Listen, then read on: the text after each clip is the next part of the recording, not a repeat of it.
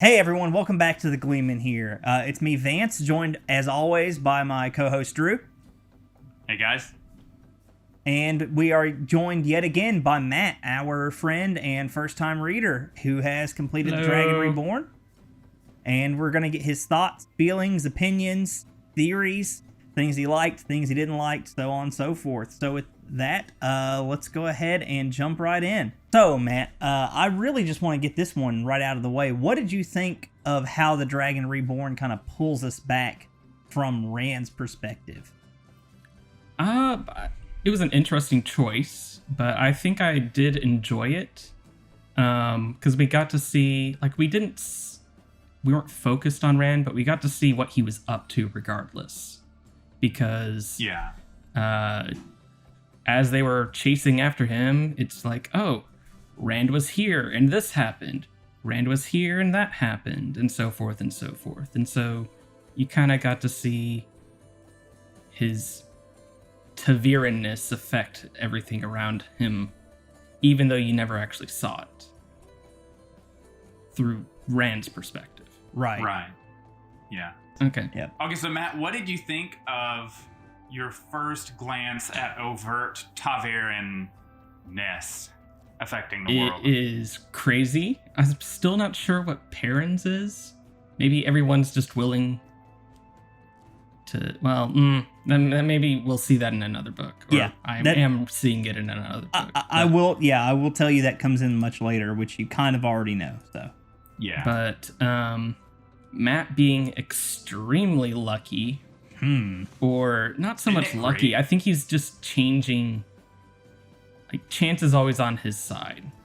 Yeah. So if there's no chance of chance, like, everything just works as normal, I guess. But, and I don't even know what's happening with Rand's Taviran-ness. Weird things just happen around him. And maybe that's just what it is. Right. Yeah. But very interesting.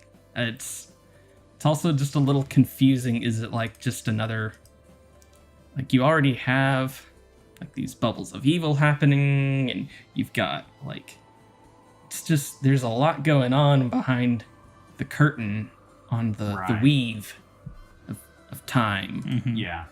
The lace of ages. The lace of ages. Mm-hmm. So are they just creating bubbles themselves of... That's maybe getting too far into it. I don't know.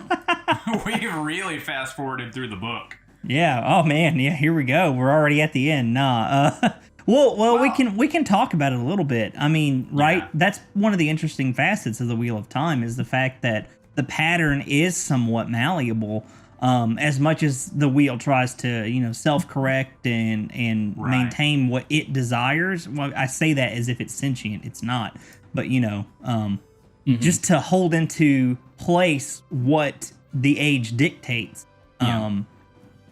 But it's somewhat malleable, right? And like we see that through Taviran nature, in that they are spun out by the wheel to act as agents of the wheel, but then they have some ability through their existence to change things as is needed or randomly at any given moment. Yeah. So, I mean, did the wheel want an entire village to marry themselves off? that was kind of weird. Yeah, to Vance's point, does the wheel want anything really? There's a nice tension between character agency and determinism. It's like there are set destinies, and yet there are seemingly many paths the characters could have taken to the destiny. I got you. Okay. Yeah. But yeah, it was pretty interesting, I thought. Yeah. The Taviran-ness effect. I'm gonna argue with facts that you won't get until like the last or second to last book, so I can't substantiate it to you right now. I'm going to argue that Rand's Taviran-ness looks weird because it's not working as intended right now. Okay, all right. I will accept that. All right. So but yeah, what did you really think about like the amount of focus placed on like Perrin and Matt in this book? Because it's significantly up from the previous seeing books. Matt finally, I think, being well, I mean, he's still kind of a bratty character, I guess, in a little bit of a way. Well, bratty may not be the right word. Right. Oh, we lost Drew. No, He's coming back. It's fine. Okay. Why did I do that? I don't know. It's probably because Matt was hating on Matt. Yeah, I bet. And your phone is a big Matt fan, so. Oh no! I really don't know what's happening. It's fine. The luck that he has is very interesting, and him just freaking out thinking, oh great, the White Tower's really screwed me up this time. Did you like that? Just him wanting to completely get away from the White Tower as far as he can, but he's so still rebellious. He still understands, or he still, despite him being Matt, or maybe this is part of him being Matt, he's still very loyal to his friends, even though, absolutely, they're part of the organization that he wants to get rid of, or Matt can channel, or not Matt can channel, that'd be weird. Rand can channel, and he's probably going to go insane and destroy the entire world, etc., etc., etc. And so it's pretty interesting just seeing Matt just literally fall into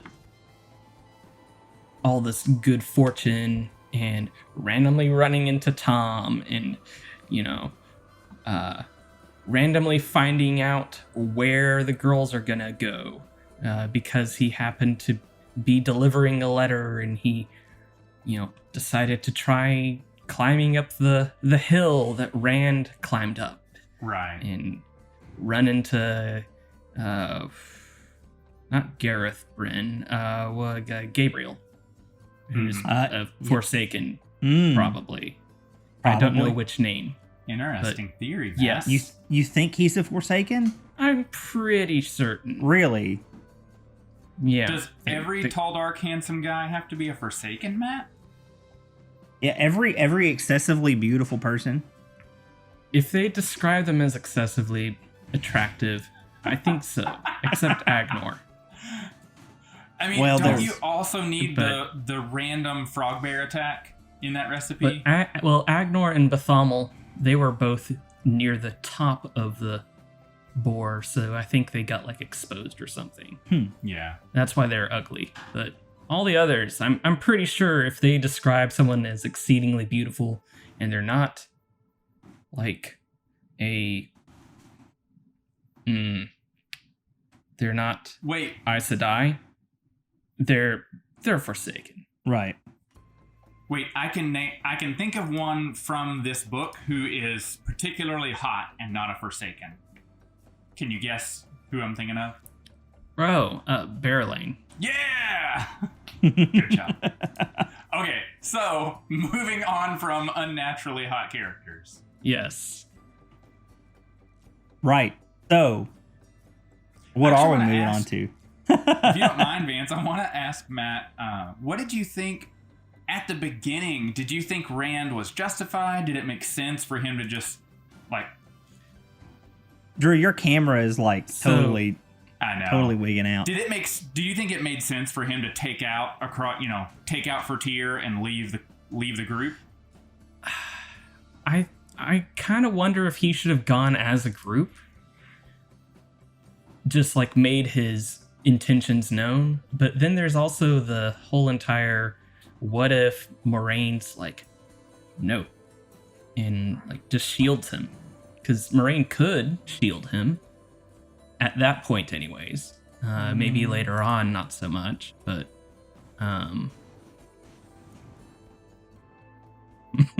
the wiggle. But yeah, it's just kind of strange, right? That he would just run off just because he had dreams that he needs to pull a sword out of the stone.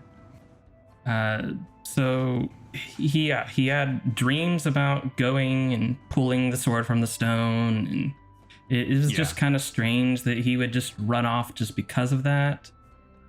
Maybe he was just afraid Moraine would be no, and try to shield him.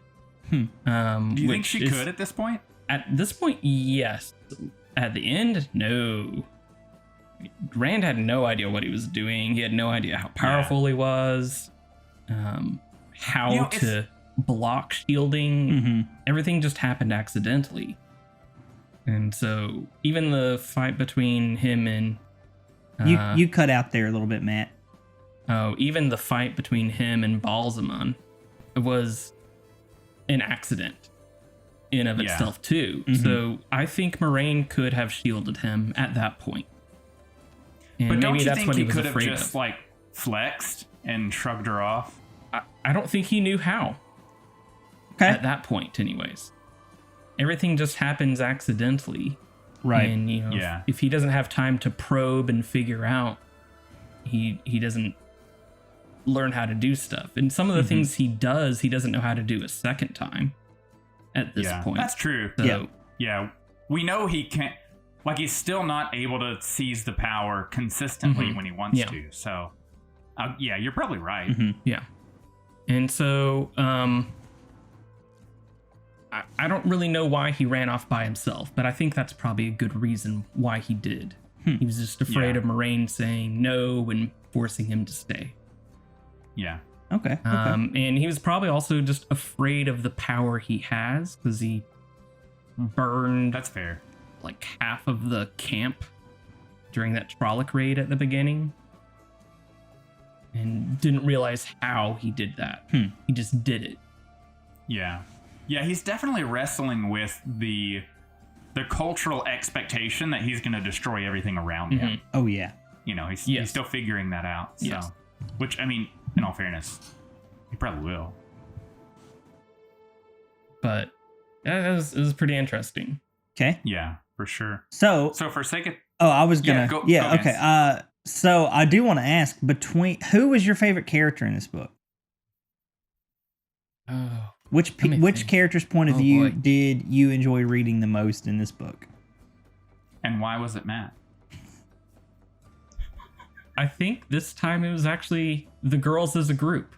Yep. I think. Oh, yeah? The Wonder Girls. So. There we go. Yeah.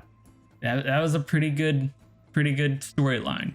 Matt, I would agree with your assessment. The girls, if they're not my favorite point of view, they're definitely my second favorite.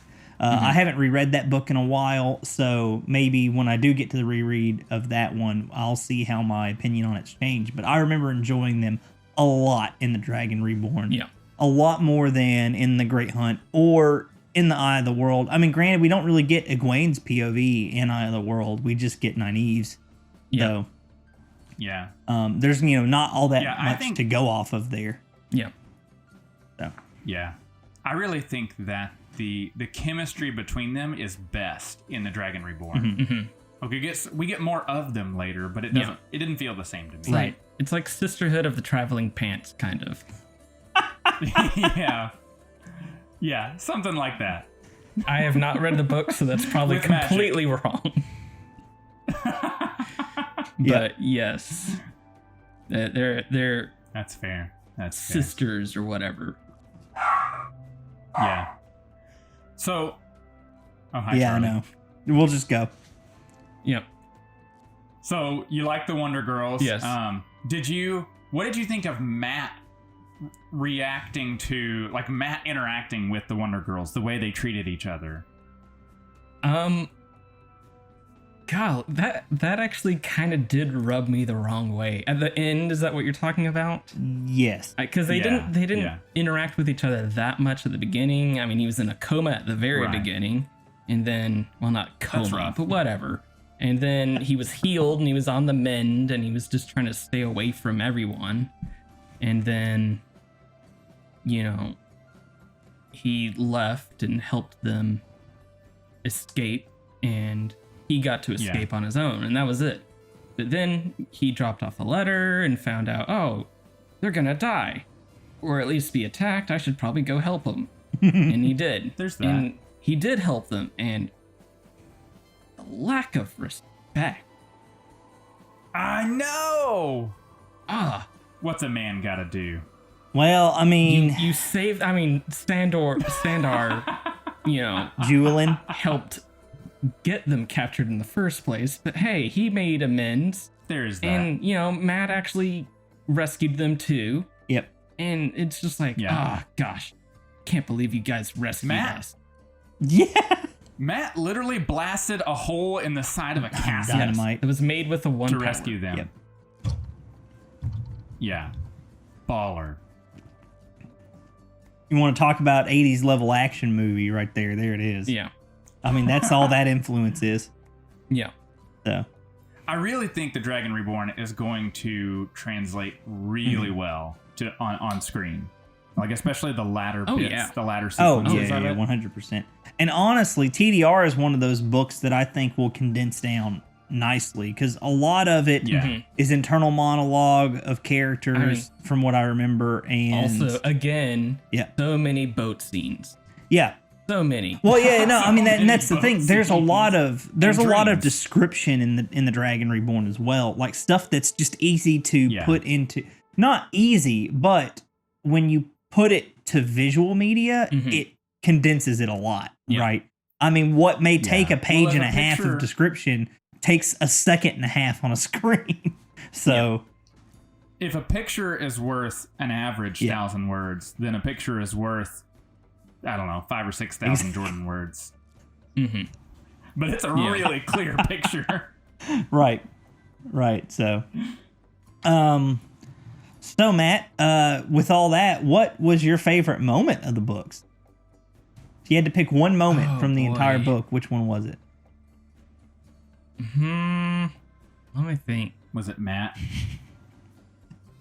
Or was it Rand stabbing Balsamon in the face? As much as I enjoyed Egwene and Nynaeve and Elaine, their character arc, yeah, I think Matt's mad scramble in Tyr, to figure out where they are and find them, and just all the happenstance.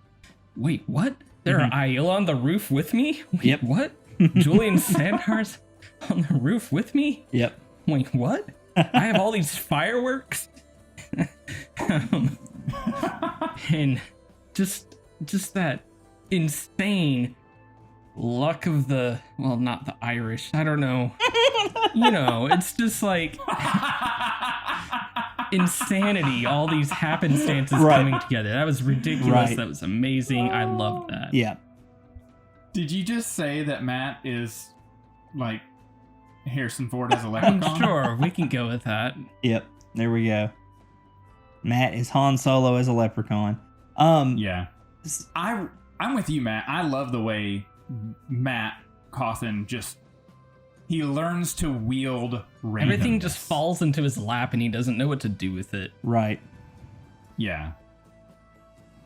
Which is just kind of funny. What were you saying, Vance? And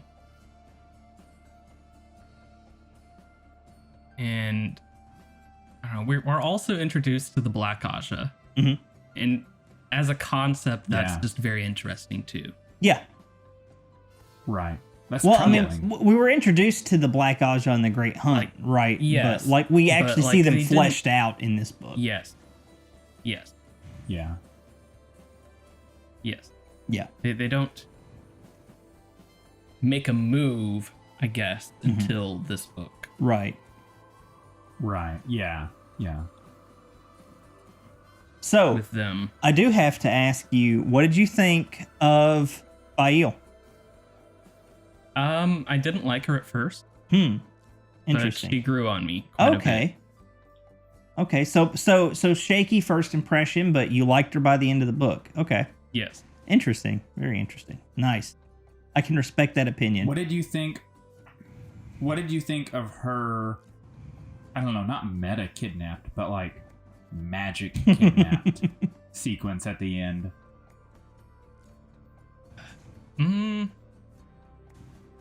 At the very end? Well, I guess. Yeah. Now that I think about it, she really isn't very prominent in there. You don't get much of her. Right. Yeah, it's her through Perrin's eyes in this book. Yeah. Yeah. Yeah. I mean, she goes along the entire way thinking that she's going to be led to the Horn of Valir. Right. And it's just sitting pretty in Tarvalin. I know. And all of them know that. And so it's just kind of like... And do they tell her? Or do they let her believe? They could have. They could have, and she would have left. And that would have been that. Mm-hmm. And they wouldn't have been... She who wouldn't have been able to do anything about it, you know? Mm-hmm. Is she going to invade really Tarvalin or after. infiltrate it? No. Is she going to tell other people? Maybe. But what are they going to do about it? Are they going to believe her? Probably not. That's like saying, like, oh, there's a holy relic. There's the holy hand grenade of Vatican. Antioch. And it's like, well, what are you going to do about it? It's in the Vatican. Right. I mean, yeah. So, I'm trying to think of another thing. Well, so how did you think of Tel'aran'rhiod, the world of dreams? What did you think of its introduction in this book? It's very interesting. Yeah. I also think it just complicates everything so much. Oh, really? Oh, yeah. Yes. But it's very, very interesting. And so complicates in what sense? I mean, you already have the ways. You already have portal stones. Mm-hmm. You already have... I'm sure there's other ways of traveling. They were very briefly mentioned, I think, in this book. Like horses. No, like, I think did they call it traveling?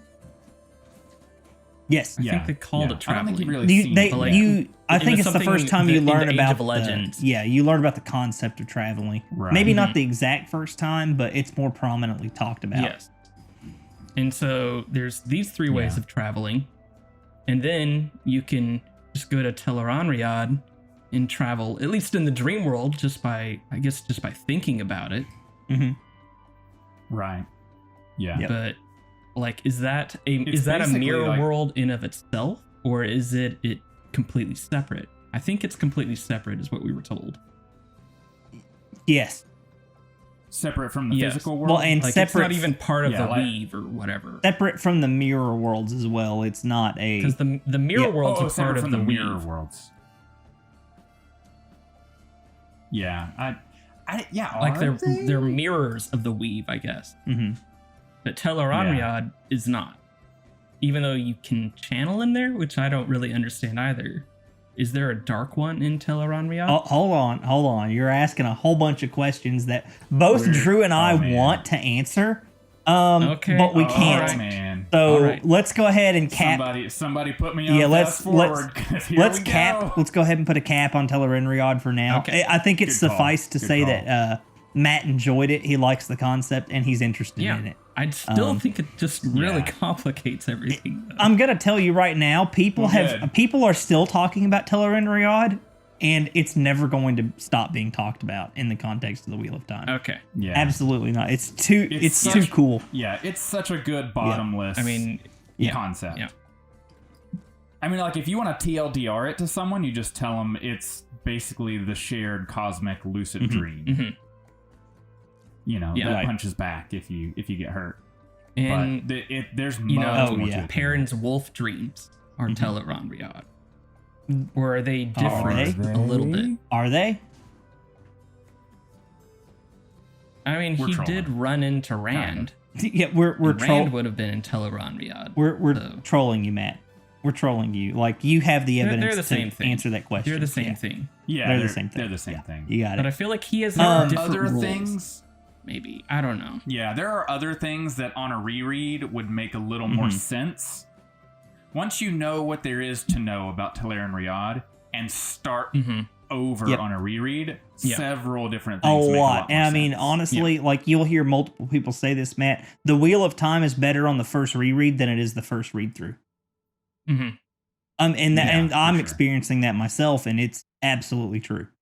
And I think you will find Eye of the World a much better book upon a reread, by the way. Yeah. Probably you get some post hoc justifications late in the series for how Eye of the World happened.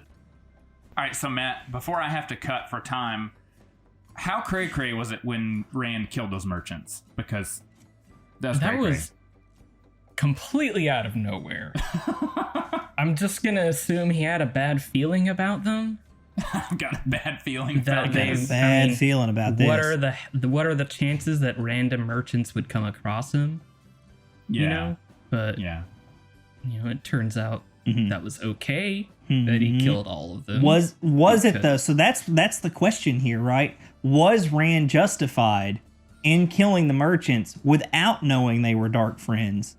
Well, they Only turn finding to out be dark later. friends. They do turn out to be dark friends, but does that Yes. give you the right to preemptively murder people? Depends on how crazy you are. I mean, that's the other thing. Rand is really crazy in that moment. Like, he's insane. Yeah. But is he morally correct to just murder anyone he suspects of being a dark friend with no evidence? I mean, This is gonna tell me if you need to be in the white cloaks or not. So I was gonna say, I mean, the white cloaks seem to think it's fine, but I don't know. That's tough. right. So Dude, I'm hard no on that. Like, Yeah. Rand was I cray cray, and think he he was wasn't totally out of justified. line. right. I'm gonna have to say, I think he was not justified in just starting to chop heads off. Yep. Good answer. I 100% agree with the no justification.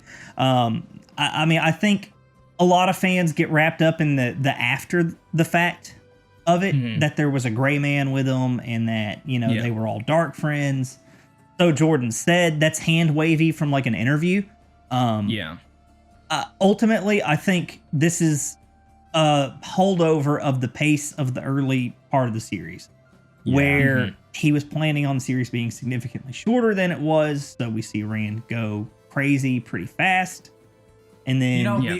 as you already Okay. have seen, Matt, he's already pulled back some of the crazy Oh, yeah. in the fourth book. So And you know he's- that pace yes. is really out of character for the book. Yes. So I'm going to cut Rand a little bit of slack that can be cut for this scene.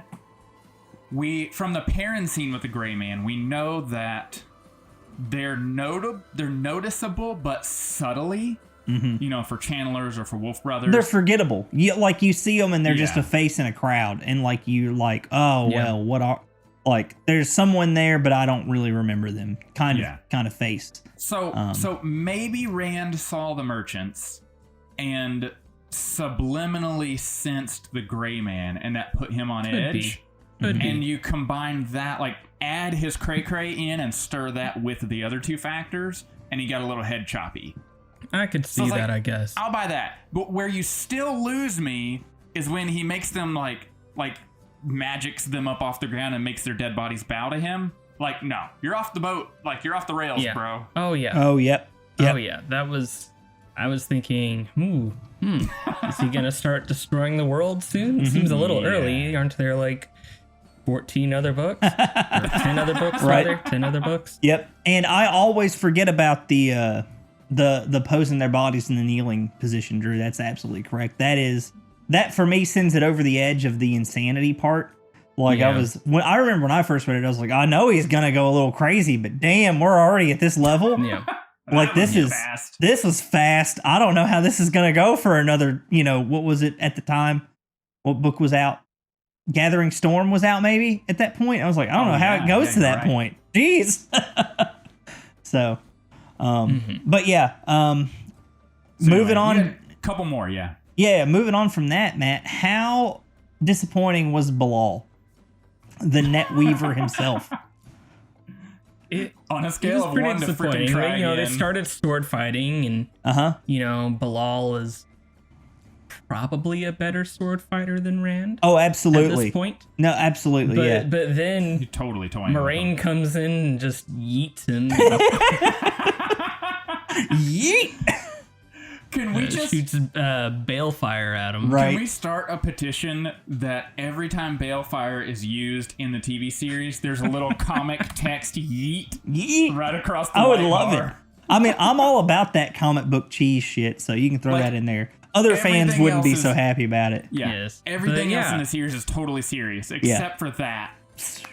No, the sound effect should be yeet. Yes. But that was Yep. just so anticlimactic, and then Balsamon comes and Yeah. They fight, and the fight sequence is a little short. I mean, it's just as short as it was in the other two the books. first two books. Yeah. There's not really. I mean, it's not like a Shonen Jump. I don't expect it to be Shonen Jump, but I would at least expect a fight with the biggest, baddest. What, at least in this book, what is eventually described as Ishamael instead of Balsamon. Right. Well, it's one and the same, rather. I would at least think that the head honcho Forsaken would at least be a little tougher to defeat. Yeah. Well, I mean, in all fairness, Rand was holding an artifact that made him, yes, in the neighborhood of several hundred times more powerful than he typically would be. Yes. Mm-hmm. So that's intimidating. But I think he said he couldn't unlock all of. Rand was saying he didn't know how to unlock the full potential of Kalendor or something like that while he was fighting Balsamon. Yep. Right. And so he kept on using it as an actual sword. Which was great. I know. And so, he eventually kind of figured it out, but that still wasn't even the full potential or something. And Balsamon at that point is supposed to be the biggest, baddest person ever. Yeah. And Rand just barely knows how to even channel. Mm-hmm. So it was still just a little unexpected, and I'm going to have to say that's just his Taviran-ness that helped him along. I think that's fair. Yeah. That's a fair assessment of the end of all three of the first books, actually. All three of them. If your destiny is to eventually defeat the Dark One, then, Destiny is probably going to help you out. Right. Well, whether there's you want it another... to or not. There's some more reasons when... Yeah. Rand wins. There's some soon. reasons, so... Mm-hmm. Yeah. But you'll find it out later. Yeah. That's fair. That was pretty interesting. Yeah. I mean, that's basically through the end of the book. One more character we touched on, but we didn't really talk about that I just want your thoughts on is, what'd you think of Jewel and Sandar? I like him. Yeah. I think I already know, but he's great. Gonna redeem. He already redeemed himself by finding them. Mm-hmm. I mean, he was compulsion by, I guess, Leandrin or whoever. Magic Roofied. Right, yeah. I mean, into telling them where they were. Mm-hmm. Okay, the fact that is a thing you can do with the one power really, that puts a wrinkle in a lot of things. Yeah. Yep. So, which we see, he doesn't ignore it. Yeah. It plays out throughout the series. Yep, for sure. So the one character that we still have not talked a ton about is Loyal. Ooh, in the past 2 episodes, even either. And he doesn't get a lot of. He has really gotten a lot of time at all in general. Yeah, I mean he's truly he's like an accessory or like a tool. Yeah. A talking toolbox, really, is kind of what I've kind of started to realize. I mean, I love him. I think he's great. Oh, he's fantastic. Yeah. But he is still very much like he's a... Oh, I just remembered something we didn't talk about, Drew. What's that? Matt, what do you think of the freaking Maidens of the Spear? Oh! I can't believe it. I did touch on it a little bit with Matt on the roof, but yeah. You didn't specifically call them out, though. What do you think of finally seeing Aiel combat prowess? You've heard it talked about for 3 books now. They're crazy. They were probably for a very good reason. Remind me very much of the Fremen. Yep. Yeah. From Dune. A lot of shared influence there. And, just that I'm guessing very much influenced by Bedouin society.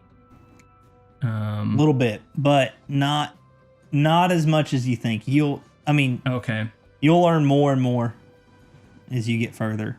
But yeah. And they keep on saying, they won't pick up the sword, or maybe I'm getting ahead of myself, but they only use spears and tiny little shields. Yep.